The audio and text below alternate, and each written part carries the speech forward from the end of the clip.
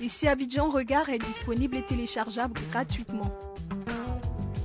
Ici Abidjan Regard, c'est plus de photos, moins de tests, un contenu plus soft et mieux affiné. Ici Abidjan Regard, nous croisons tous les regards de ceux qui font Abidjan. Bonjour à tous, je reçois M. Diarra Lassana, président du Présidium de l'URD Côte d'Ivoire, entendez l'Union pour la République et la démocratie, et M. Soumaïla Sidibé, le secrétaire général du parti. Bonjour messieurs. Bonjour monsieur. Et bienvenue chez nous. Merci de nous avoir invités. Alors samedi dernier, l'URD a installé son nouveau bureau. Le président Soumaïla Cissé est arrivé de Bamako, il a participé aux travaux, il a écouté les uns et les autres. Donc c'est un nouveau départ, c'est ce que nous disaient les militants samedi dernier, c'est un nouveau départ pour l'URD en Côte d'Ivoire, un nouveau départ qui signifie de nouveaux objectifs, même si l'engagement reste le même, la même volonté d'implanter, d'enraciner le parti de l'Union pour la République et la démocratie, de l'enraciner également en Côte d'Ivoire. C'est vrai qu'il y a eu un changement de bureau, mais c'est également vrai que tout ne s'est pas passé forcément dans le grand calme, mais vous avez pu trouver le bon angle, la bonne méthode pour pouvoir rassembler tout le monde autour du même objectif. Alors, déjà, Monsieur Diarra Lassana, vous êtes le président du Présidium. Pourquoi le président du Présidium à Bamako, le grand président de l'URD, ne préside pas un présidium, il est le président de l'URD tout court. C'est ça. Alors, pourquoi cette dénomination? En fait, cette dénomination, elle est toute simple. Parce que, vous savez, c'est des sources de constats que nous avons eu à faire. Et ce constat, nous avons vu qu'il y a beaucoup de personnes et ressources qui sont là, qui participent à la vie du parti. Mais compte tenu de leurs préoccupations quotidiennes, ils ne pouvaient pas être acteurs comme le secrétariat général. Et donc, il fallait trouver quelque chose de très très génial pour regrouper toutes ces personnes et ressources qui répondent au nom du parti et pour le parti, mais sans pour autant ne pas les déranger dans leurs travaux. Et ce sont ces personnes qu'on les a regroupées dans une chaîne de commandement. Et cette chaîne de commandement qui s'appelle le Présidium. Et donc, je suis le président. Le président du Présidium. Le président du Présidium. Très bien. Voilà. Alors, un nouveau bureau a été mis en place. Pourquoi? Vous savez, comme nous avons toujours eu à le dire, l'URD a été critiqué beaucoup de fois, surtout la section de Côte d'Ivoire, par l'emprise de certains opérateurs économiques sur le parti. Et c'est pour parer à cette emprise que nous avons eu à faire ce présidium. Et encore, le secrétariat général devait être un secrétariat exécutif, mais indépendant. Et ce secrétariat exécutif indépendant, pour voir le jour, il fallait quand même essayer d'interroger tout le monde sur la faisabilité de ce présidium. Est-ce que ça veut dire qu'il y avait un problème de méthode au sein de l'URD en Côte d'Ivoire? Effectivement, il y avait un problème de méthode, le problème de méthode et le problème de malgestion surtout. Parce que ces opérateurs économiques qui sont là, qui ont toujours mis la main dans la poche, la grande majorité de la section de Côte d'Ivoire n'était même pas au courant que ces opérateurs économiques travaillaient pour le parti.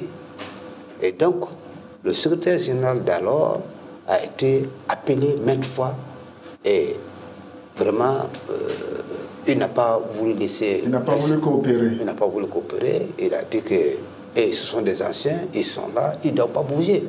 Alors, quand c'est comme ça, c'est difficile. Et donc, il fallait trouver les voies et les moyens, comment faire pour qu'ils puissent partir en douce sans casser l'URD. Alors, est-ce que c'est cette situation-là également qui a favorisé le manque de solidarité autour de la candidature du président Soumaïla Cissé lors de la dernière présidentielle. Et est-ce que c'est cette mésentente-là aussi qui explique le résultat de l'URD en Côte d'Ivoire? Non, pas forcément. Pas forcément. Le résultat de l'URD en Côte d'Ivoire était dû surtout à l'enrôlement des Maliens de l'extérieur. Vous savez, le Mali en Côte d'Ivoire, la Côte d'Ivoire regroupe plus de 2 millions de Maliens. Mais j'avoue, hein, nous avons fait les élections avec 135 000 enrôlés. Donc il y avait un vrai problème. Il y a un vrai problème de base qui a fait que nous n'avons pas eu de résultat. Parce qu'il faut dire que presque la grande majorité de nos sympathisants se trouvent à l'intérieur du pays. Ils sont dans le fin profond, derrière les bœufs, dans les plantations et tout ça. Mais ils ne sont pas enrôlés. C'est ça le vrai problème de notre résultat. Alors, est-ce qu'aujourd'hui, Président, vous me dites qu'au sein de l'URD, c'est la grande entente, maintenant tout le monde s'entend? Je suis sans démagogie, je peux dire que tout le monde s'entend. Même ceux qui étaient un peu à côté, ce matin, il y a un qui dit qu'ils se sont trompés et ils sont venus dedans. Donc sans démagogie, je peux dire que c'est la grande entente, mais comme on le dit très souvent dans le jargon, on ne peut pas casser des œufs sans faire des blés sans casser des œufs, autant pour moi. Et donc il y a toujours des gens qui sont là, mais qui refusent de payer leur carte de membre. Quelqu'un qui refuse de payer sa carte de membre et qui dit qu'il est ancien, il faut qu'on lui donne sa place. Est-ce qu'il est ancien?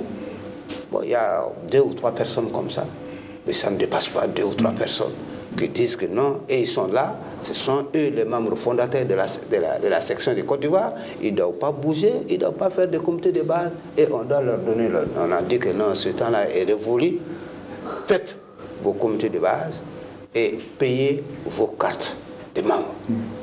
Parce que le militantisme, ça commence par là.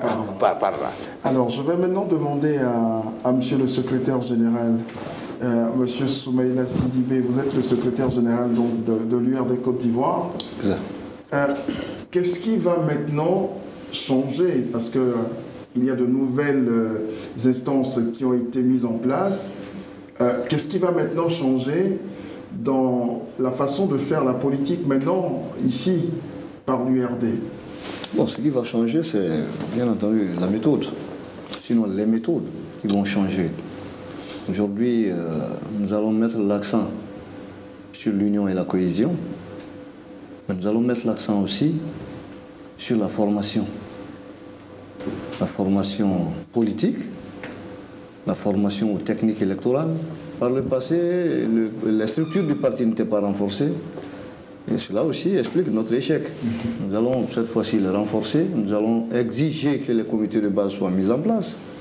Et surtout qu'ils soient actifs. Et qu'ils soient actifs. Nous n'allons pas rester les bras croisés. Nous allons veiller à ce que les comités soient actifs, que ce soit des comités avérés, que ce ne soit pas seulement des comités sur le papier. Nous allons donc multiplier donc, les missions à travers les structures de base, de manière à les galvaniser et à les amener à travailler correctement. Alors, donc il y a un nouvel URD qui est né. Tout à fait. Il y a le président Soumaïla Cissé qui samedi dernier disait que l'opposition malienne se porte bien, parce que c'est lui aujourd'hui le leader de l'opposition. Mais c'est vrai que les prochaines législatives, les prochaines échéances électorales, c'est je crois à partir de 2019, 2018-2019. Entre-temps, que faites-vous concrètement à part la formation, la recherche de moyens, l'enracinement de la démocratie? Qu'est-ce qui va, à part cela, animer la vie du parti ici en Côte d'Ivoire? Bon, il y a le volet social aussi. Il y a le volet social que nous allons amplifier. Et il y a aussi l'enrôlement. Parce qu'en réalité, quoi qu'on fasse, il faut être enrôlé pour pouvoir donner des résultats. Donc cette opération-là, nous la prenons très au sérieux. La deuxième phase qui vient de s'achever, la nouvelle équipe a donné ce qu'elle pouvait.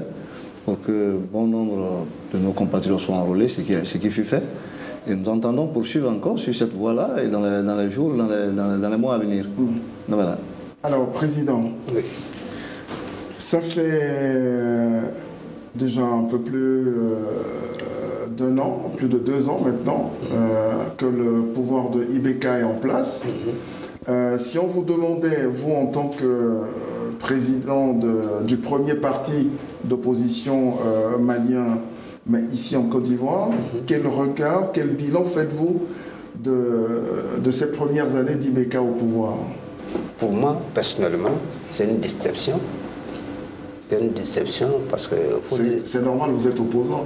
Non, ce n'est pas parce que je suis opposant, mais je crois que IBK, la grande majorité des Maliens ont voté IBK pour une seule cause. Parce que dans le jargon, chez nous, on le dit, je m'excuse, Tchafarindo. C'est-à-dire que c'est le gardien du pouvoir, du temple, des hommes forts, des empires du Mali. C'est-à-dire IBK était vu comme ça. Un héros, un brave homme, quoi. Donc, pour tout le Malien lambda, IBK vient, il va mettre fin au pouvoir au djihadistes et tout ça. Et donc, c'est pour cela que j'ai dit que ça a été une déception, mais nous, on n'est pas surpris. Moi, j'avais dit ça dans le temps aux gens, qu'actuellement, le pouvoir des armes ne paye pas. C'est l'intelligence, les relations et la négociation qui peut aboutir à ça. Ils n'ont pas compris, ils ont mis IBK, que donc demain, après-demain, ça va finir. Mais aujourd'hui, nous en sommes là. Est-ce que IBK avait vraiment les moyens? IBK, il n'a pas les moyens. Mais il a fait croire qu'il avait les moyens.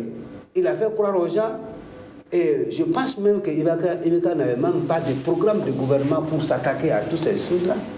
Sinon, lorsque un président a un programme de gouvernement, je pense que depuis le départ, on allait mettre les gens qu'il faut pour appliquer ce programme de gouvernement. Aujourd'hui, vous avez l'impression que, voilà, nous avons c'est du temps perdu et rien n'est fait. Même hier ou avant-hier, il y a eu des attaques à Nyono, dans la région de Ségou. Et donc, l'insécurité, elle est totale au Mali actuellement. Et on ne parle pas de Gapéji. Voilà des gens qui se lèvent du jour au lendemain, on appelle, on va casser des centaines de maisons sans décision de justice. On n'a jamais vu ça. Et donc, c'est une déception. Pour moi, personnellement, c'est une déception.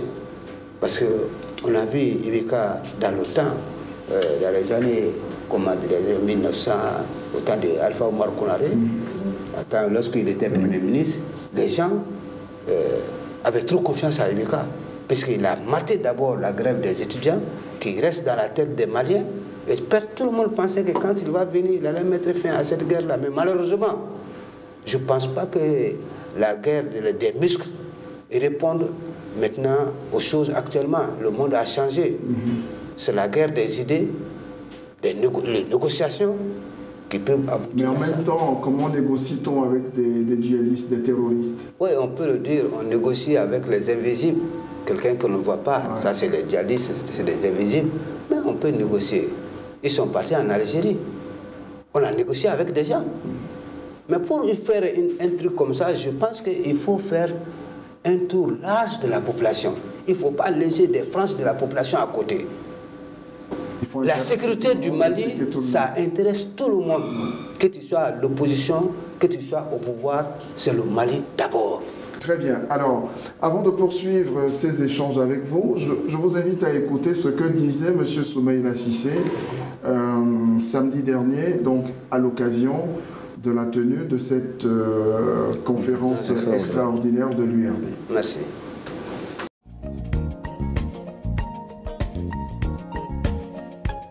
La section de Côte d'Ivoire est l'une de nos plus grandes sections.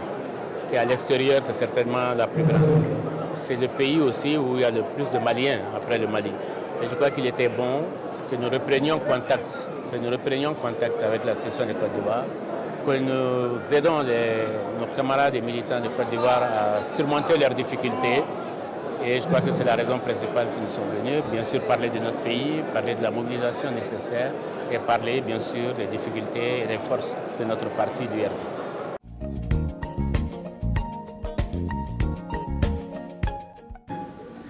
Alors, Monsieur Diarra, Oui. Samedi dernier, le président de l'URD disait que que l'opposition malienne se porte à merveille, mais une remarque, l'une des critiques qu'on formule à l'encontre de l'opposition malienne, c'est qu'elle n'est pas aussi offensive. Elle est très molle face à Ibeka.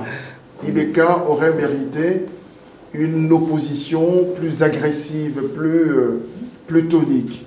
Est-ce que c'est votre point de vue? Non, c'est pas. Je pense que c'est ceux qui le disent, ils ne connaissent pas le Mali profond. Quand on connaît le Mali profond, on ne va pas dire que l'opposition elle est molle. Le Malien se caractérise par ce système de dialogue, d'abord. Et notre président, il a donné le ton. Il a donné le ton lors des élections passées, lorsqu'il a eu la certitude qu'il ne rapporte pas les élections, il est parti voir le président pour lui dire que, grand frère, vous avez gagné. Voilà. Ça, c'est propre aux Maliens. Le Malien, en général, nous ne prenons pas les armes ou bien prendre les muscles pour régler les choses. Nous, on règle nos problèmes ensemble, comme on le dit, dans notre boulomba. On se rencontre, on se dit les vérités. Il y a des vérités qui ont été dites à Ibeka à n'importe quelle occasion. Il a été averti. On lui a dit nos vérités. Mais c'est lui que les Maliens ont élu. Les Maliens ont élu, ils travaillent pour les Maliens. Il faut qu'on le laisse la main libre pour travailler pour le Mali. Mais en même temps, l'opposition aussi fait son boulot pour le Mali. Oui, nous faisons pour notre boulot pour le Mali, pacifiquement. Pacifiquement. Nous n'allons pas prendre, faire sortir les enfants dans la rue comme d'autres le font comme avant. Nous n'allons pas faire ça. Nous allons réclamer, mais très très pacifiquement. Voilà. Alors, avant de poursuivre, je vous invite à écouter également deux courtes interviews qu'on a eues samedi dernier avec M. Soumaïla Sidibé en plateau et Mme Djami Maïga qui s'intéresse également aux questions des femmes et puis elle est secrétaire politique de la section.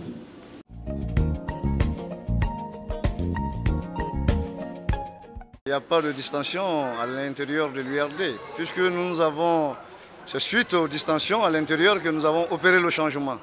Et après le changement, nous avons fait un travail d'union, de cohésion, pour rapprocher toutes les tendances, afin de regarder dans la même direction et de parler la même chose.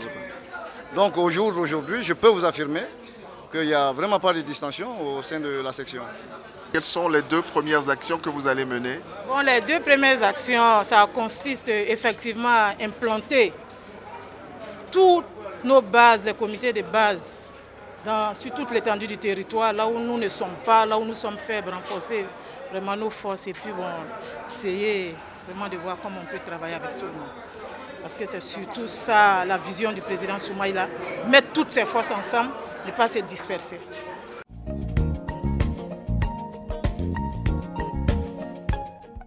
Alors, comment trouver de l'argent pour financer aujourd'hui l'URD en Côte d'Ivoire? Vous parliez tout à l'heure des présidium. Voilà, des membres du présidium qui finançaient, qui donnaient beaucoup d'argent, mais voilà, l'argent, on ne savait pas comment c'était géré. Alors, où l'URD pourra-t-elle trouver maintenant de l'argent pour financer ses activités? Bon, l'URD, quand même, il y a la première ressource de l'URD, c'est les militants de l'URD. Que chacun cotise. Que chacun cotise, que chacun prend sa carte. Après ça, il y a le présidium qui est là. Comme je le disais depuis le départ, le présidium, c'est des personnes ressources qui aiment le parti. Dans l'ensemble, lorsque le secrétaire général a besoin de quelque chose, il demande au présidium. C'est au présidium maintenant de faire les moyens. S'il n'y a pas d'argent dans la caisse, c'est compliqué. Voilà. S'il n'y a pas d'argent dans la caisse, c'est le présidium qui doit se trouver les voies et les moyens, voilà, pour trouver ces moyens et puis liquider les affaires courantes. Très bien. Voilà. Alors justement, parlons de ces moyens qui sont importants pour la vie du parti. J'ai demandé à M. Amadou Ba, qui est le vice-président de l'URD section Côte d'Ivoire, comment entend-il bien gérer cet argent des militants. Voilà ce qu'il nous a répondu. On l'a enregistré ici même dans nos studios.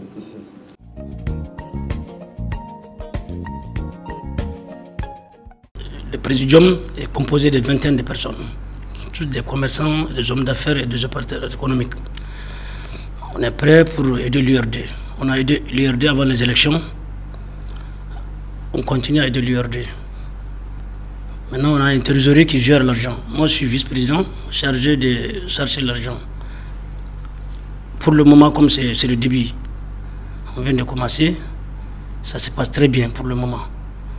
Parce que pour faire ces conférences, le présidium qui a financé le vingtaine du vice-président et le président d'honneur. Nous avons des présidents d'honneur qui sont prêts pour Soumaïla, qui sont en train de mettre le moyen pour Soumaïla Cissé. Donc le président d'honneur et le président, le vice-président, on a une vingtaine de vice-présidents, on est tous des commerçants. Donc on a un trésorier qui va gérer, Inch'Allah. Rien ne sera plus comme avant. C'est que tout, la section, présidium, tout va changer, je suis sûr et certain que ça va changer.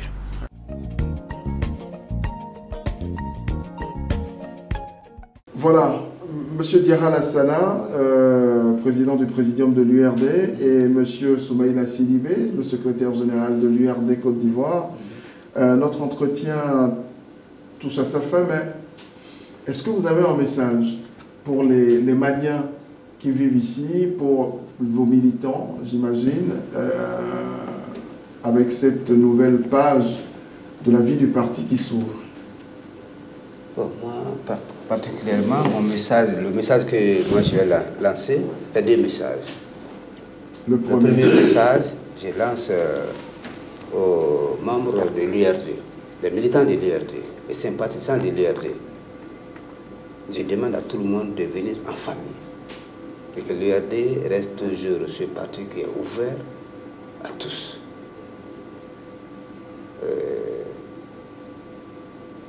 Le deuxième, c'est aux Maliens lambda. Les Maliens qui viennent à l'URD, qui militent à l'URD. Et l'URD, c'est le parti qui cherchera toujours à harmoniser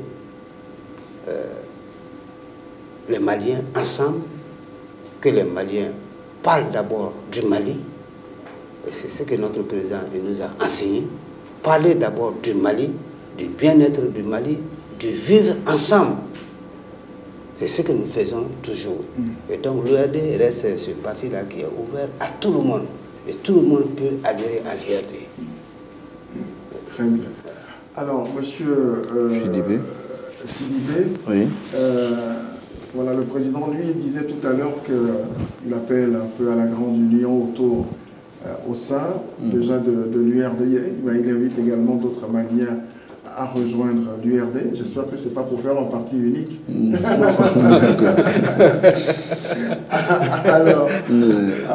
alors, monsieur Soumaïla Sidibé, quels sont les défis maintenant que la machine est installée? Comment faire de sorte que tous les compartiments de ce nouveau bureau soient actifs, soient efficaces? Parce que les prochaines échéances, c'est bientôt. C'est bientôt. Oui. Bon, nous avons notre engagement, nous avons notre courage, nous avons notre conviction. Ça ne suffit pas. Eh bien, je sais que ça ne suffit pas.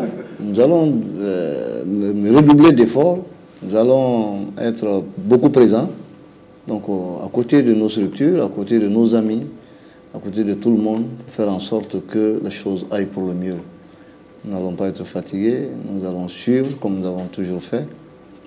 Et je pense qu'avec un suivi quotidien, régulier, une très bonne organisation, il n'y a pas de raison que nous ne puissions sortir une grande section ici en Côte d'Ivoire.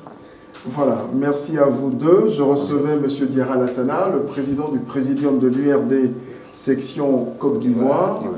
Et vous étiez accompagné de M. Soumaïla Sidibé, le secrétaire général du parti. Et on a eu en interview M. Amadouba, qui est le premier vice-président du parti. Merci et bienvenue chez vous. Merci à vous. Merci. Ici Abidjan Regard est disponible et téléchargeable gratuitement. Ici Abidjan Regard, c'est plus de photos, moins de tests, un contenu plus soft et mieux affiné. Ici Abidjan Regard, nous croisons tous les regards de ceux qui font Abidjan.